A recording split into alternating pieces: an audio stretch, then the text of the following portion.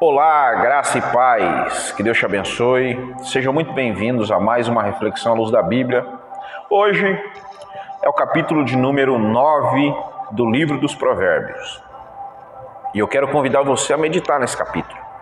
Embora eu tenha feito o trabalho aqui, por muita gente, de ler o capítulo todo, eu separei alguns versículos e vou deixar o capítulo para que você leia dessa vez. O livro de Provérbios, do 1 até o capítulo 9, são provérbios que Salomão escreveu para o seu filho, deixando alguns exemplos e alguns princípios que são principais e importantes para a vida. Então, do capítulo 1 ao capítulo 9, Salomão, ele fecha um ciclo, e esse capítulo 9 é muito interessante, porque ele fala a respeito de dois convites simples. Um é o convite da sabedoria e o outro é o convite da loucura. Versículo 1: a sabedoria já edificou a sua casa, já lavrou as suas 7 colunas, já abateu os seus animais e misturou o seu vinho, e já preparou a sua mesa. Olha o que ele está dizendo. Salomão, nesses 9 capítulos, ele apresenta a sabedoria como se fosse uma pessoa. Ele tenta fazer com que, na nossa mente, a sabedoria seja como uma pessoa. Então ele diz, a sabedoria, ela já construiu a sua casa sobre 7 colunas. A sabedoria, ela pode ser aqui representada por Cristo. Vocês se lembram do que João disse no capítulo 1? E o princípio era o verbo, e o verbo era Deus, e o verbo estava com Deus. O verbo é a palavra é a sabedoria. Então, se você for colocar, o princípio era a palavra, e a palavra era Deus, e a palavra estava com Deus. E o princípio era Jesus, e Jesus estava com Deus, e Jesus era Deus. Ponto. Legal. Então, se você colocar isso, entender que isso pode estar apontando para Jesus, conforme o João capítulo de número 1, nós entendemos que faz sentido Salomão apontar a sabedoria como uma pessoa. Agora ele diz assim, ela já lavrou as suas 7 colunas para construir a sua casa. Note que na Bíblia o 7 simboliza o número da perfeição. Está dizendo, a sabedoria ela está baseada em um alicerce firme, sólido, correto, e pronto para suportar qualquer tipo de dificuldade que virá, tempestade, vento, frio, enfim, tudo isso. Então a sabedoria já construiu a sua casa em cima de 7 colunas e ela está aguardando. Já abateu os seus animais, já misturou o seu vinho e preparou a sua mesa. O que Salomão está dizendo? A sabedoria, como uma pessoa, ela preparou uma festa, porque um grande banquete nos tempos bíblicos está falando aquele que participa de tudo que a sabedoria ela apresenta, pode participar dos banquetes que ela proporciona. Então note que a sabedoria e a loucura são 2 caminhos opostos. A loucura significa quando nós não aceitamos a vontade de Deus, quando nós não aceitamos o trabalhar de Deus na nossa vida, quando nós nos afastamos de Deus, quando nós não aceitamos a correção e não vivemos abaixo dos princípios que Ele estabelece. Aí ele diz no versículo 4, quem é simples, volte para cá. E aos faltos de senso ele diz, vinde comei do meu pão e bebei o meu vinho. Então ele está dizendo, quem é simples, está falando de uma vida de humildade, está falando de uma vida que requer vencer alguns desafios. para que essa vida ela seja uma realidade. Quem é simples, volte-se para cá. Tenha capacidade de receber a repreensão, seja humilde para ouvir a voz de Deus, seja humilde para entender o propósito de Deus na vida. Agora, aquele que é falto de juízo, a gente já sabe o que apresenta. Um dos versículos que eu acho mais interessante nesse capítulo é: se você repreende uma pessoa vaidosa, a única coisa que vai conseguir é ser insultado. Se tentar corrigir um homem mau, o que vai conseguir é ser humilhado. Nunca repreenda uma pessoa vaidosa, ela o odiará por isso. Mas se você corrigir uma pessoa sábia, ela o respeitará. Qualquer coisa que você ensina a uma pessoa sábia, torna mais sábia ainda. E tudo que você diz a uma pessoa direita, aumenta a sabedoria dela. Olha só, eu nem vou comentar muito a respeito disso. Mas se você corrige alguém que é sábio, você vai ter o respeito dessa pessoa.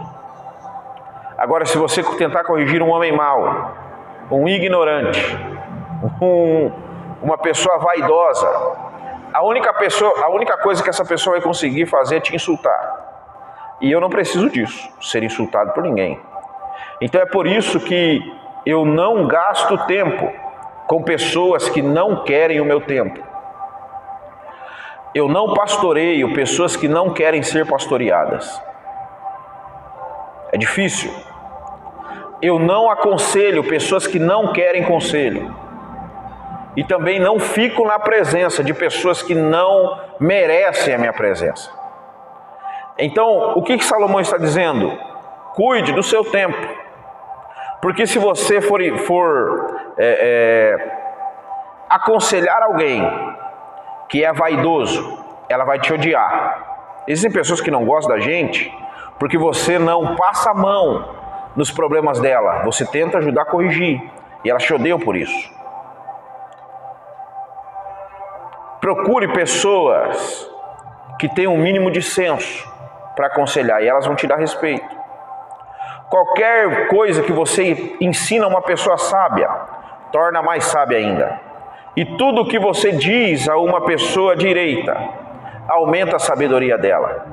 Para ser sábio, é preciso primeiro temer a Deus. Se você conhece o Deus Santo, então você tem a compreensão das coisas. A sabedoria fará com que você viva uma vida longa.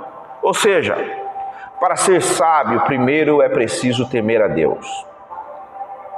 Como pode uma pessoa dizer que teme a Deus e trai os princípios, envergonha os pais, não honra os pais, desonra a família, desonra aquilo que Deus estabeleceu, é falto de conhecimento, ele consegue dar a sua vida aos conselhos da loucura.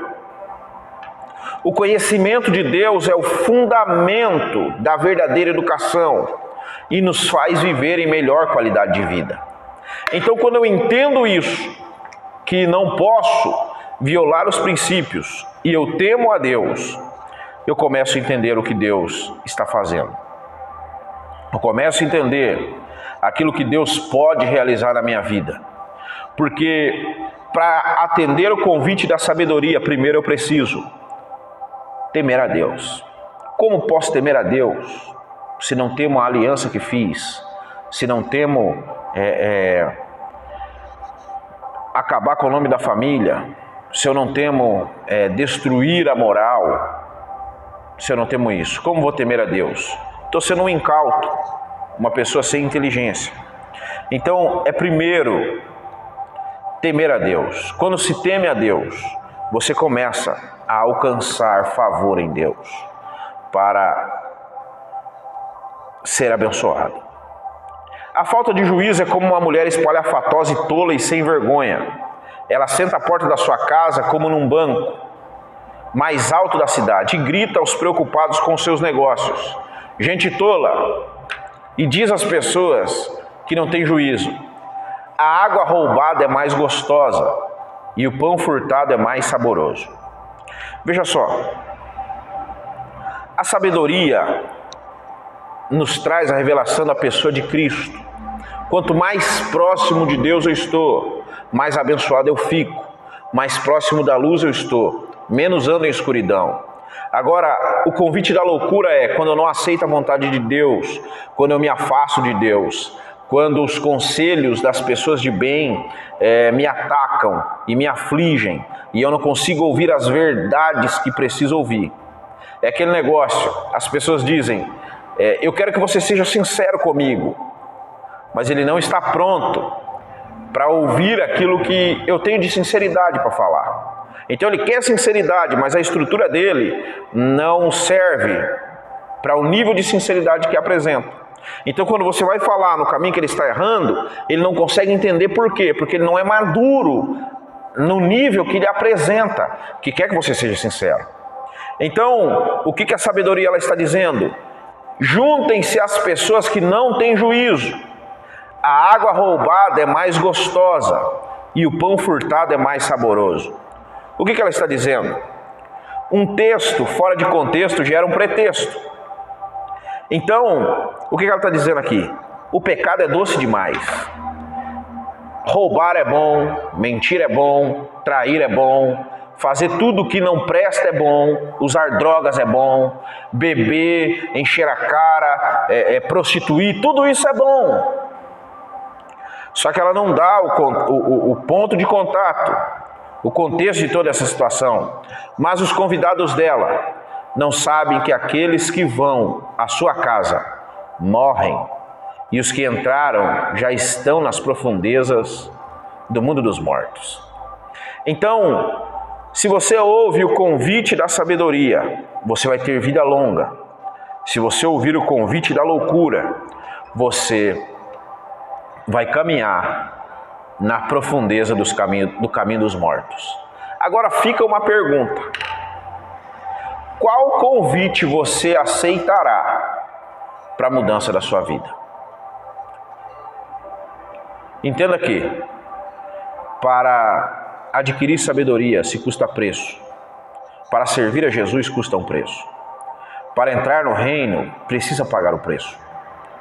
Para trilhar o caminho dos mortos, para comer o pão roubado e a água roubada, você não precisa pagar preço nenhum. É só você aceitar a ideia de alguém que tem menos perspectiva do futuro do que você. E aí você vai trilhar o caminho ruim. Então, o que eu digo para você? Qual é o convite que você vai aceitar? É aquilo que Deus diz: eis que eu coloco diante de vocês a bênção e a maldição. A bênção, se aceitares e viver de acordo com os meus mandamentos. A maldição é se vocês não aceitarem tudo isso. Então fica a critério de cada um. Eu quero que você comente aqui embaixo se isso faz sentido para você. O que é que você quer aceitar? Qual é o convite que você vai aceitar? Qual é o legado que você vai deixar para os seus filhos? E eu tenho certeza que Deus ele vai te abençoar muito. Deus te abençoe sempre. Sucesso em tudo. Um abraço. Fica na paz.